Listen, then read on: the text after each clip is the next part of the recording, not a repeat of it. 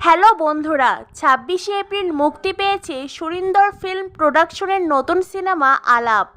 আর এই সিনেমার প্রমোশন করতে দেখা গেল অভিনেতা প্রতীক সেনকে। হঠাৎ করে এই সিনেমার প্রমোশন কেন করলেন অভিনেতা?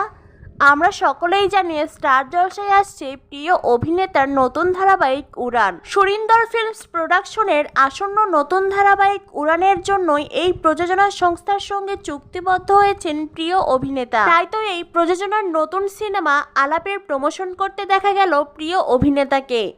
প্রিয় অভিনেতা প্রতীক সেনের মা অনুরাধা সেন নিজের ফেসবুক আইডিতে একটি ভিডিও ক্লিপ শেয়ার করেছেন, যেখানে দেখা গেছে প্রিয় অভিনেতা প্রতীক সেন কেক কাটার আমন্ত্রণ জানিয়েছেন সকলকে।